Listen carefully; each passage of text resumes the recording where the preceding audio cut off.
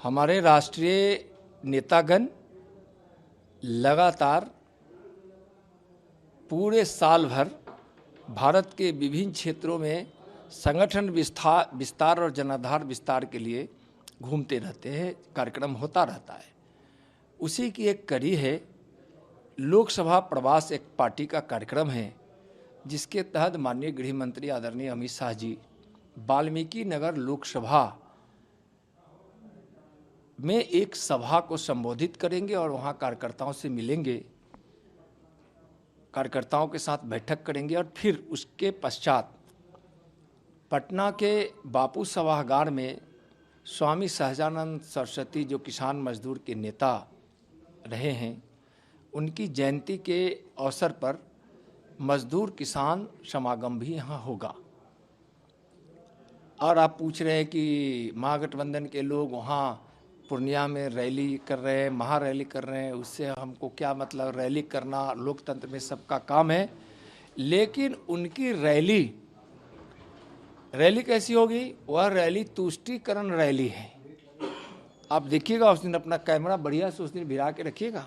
तुष्टीकरण की रैली होगी और वहाँ तुष्टीकरण की बात होगी, तुष्टीकरण को बढ़ावा मिलेगा, जो तुष्टीकरण विकास के लिए और राज्य के लिए भी हानिकारक है। सीएम बोलते हैं हर एक बात का जवाब देंगे। किस बात का जवाब देंगे? वो तो अभी बोले हैं कि चुनाव हो जाए तब देखिएगा क्या रिजल्ट होगा। तेजस्वी जी भी कल बोले हैं या परसों।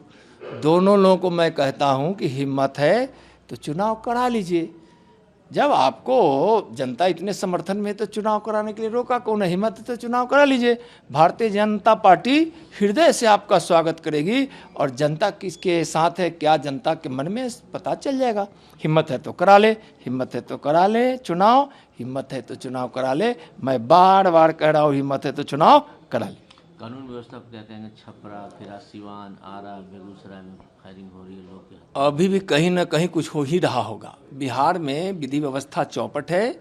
छपरा में तो आरजेडी के नेता हैं, वो मुखिया जी, जिन्होंने इस प्रकार की निर्मम हत्या करवा दी। देश माने राज्य के छपरा के 2 जवानों का तीसरा जवान जिंदगी और मौत से जूझ रहा है। कितनी निर्मम पिटाई हुई है, मोटे डंडे से अपनी जिंदगी का भीख मांग रहा है, दया की भीख मांग रहा है। और इस तरह से दरिंदगी के साथ जैसे कोई राक्षस की पिटाई करता हो, राक्षस प्रवृत्ति जैसा लग रहा था, कराने वाला भी और पिटाई करने वाला भी। दोनों की मौत हो गई। रोज यहाँ मौत होती है। पटना महानगर के आप देखिए, यह बिहार की राजधानी है। 2 सप्ताह में यहाँ 15 बड़ी जघन वारदात हो गई, उसमें 5 लोगों की मौत हो गई। जब से सरकार यहाँ बनी है 1200 लोगों की लगभग 1200 लोगों की यहाँ हत्या हो गई। 200 से ज़्यादा माँ बहनों के साथ बलात्कार हो गया, सामूहिक बलात्कार हो गया। नन्हे मुन्नी प्यारी प्यारी बेटियों बच्चियों के साथ बलात्कार हो जा रहा है। क्या है यह? देखकर तो लगता है कि यह रावण राज है, कंस राज है। रावण राज और कंस राज की तरह यहाँ अत्याचार हो रहा है। अपराधियों का बोलबाला है। महागठबंधन के नेता और इनके मंत्री और सरकार पूरी तरह से अपराधियों को संरक्षण दे रही है, कोई कार्रवाई नहीं हो रही है। यहां 400 से ज्यादा हत्या के प्रयास हो गए, चोरी की वारदात, अपहरण, 195 लोगों की यहां का अपहरण हो गया। रंगदारी रोज असली जा रही है। खुलेआम अनलाइसेंसी आर्म्स से गुंडे भय के वातावरण कराने के लिए खुलेआम आर्म्स लेकर गोलियां चलाते नजर आते हैं सड़कों पर, गांवों में, शहरों में। क्या है? नीतीश जी समाधान यात्रा में निकले हैं। क्या है? समाधान यात्रा में निकले हैं या अपराधियों को यह संदेश दे रहे हैं कि जो तुमको मन में आए करो, मैं तुम्हारे साथ हूं, यह संदेश दे रहे हैं। नीतीश जी खुद एक इतनी बड़ी समस्या बन गए हैं, तेजस्वी जी खुद इतनी बड़ी समस्या बन गए हैं कि समस्या का समाधान होता है, लेकिन समस्या जब कोई हो जाए तो समस्या कभी समाधान नहीं कर सकता है। ये लोग तो खुद समस्या बने हुए हैं, समाधान क्या करेंगे? मल्लिकार्जुन खड़गे ने बहुत गंभीर आरोप लगाए हैं कि अमित शाह जी और मोदी जी केवल तोड़ जोड़, हिंदू मुस्लिम विकास से कोई मतलब नहीं, और विकास की जो बात करता है उसकी बात दबा दी जाती है। मैं कांग्रेस के नेताओं से खड़गे जी हों, राहुल जी हों, सोनिया जी हों, चाहे आरजेडी या अन्य नेताओं से मैं यह पूछना चाहता हूं, शौचालय आपने बनवाया है क्या? करोड़ों घरों में जो बिजली नहीं पहुंची थी, क्या आपने पहुंचाया है क्या? गांव की सड़कें आपने बनवाया है क्या? मनरेगा का मजदूरी मानदेय आपने बढ़ाया है क्या? मनरेगा का बजट आपने बढ़ाया है क्या? क्या आयुष्मान भारत के माध्यम से इलाज आप करवाए हैं क्या? प्रधानमंत्री आवास योजना के तहत आप कितनी राशि देते थे? आज प्रधानमंत्री जी जब प्रधानमंत्री आवास योजना के लिए आज 1.5 लाख की राशि देते हैं, शौचालय बनता है उसमें, रसोई घर होता है उसमें, अच्छा एक घर बन जाता है छोटा मोटा। आज किसानों के खाते में पैसा वो भिजवाते हैं क्या?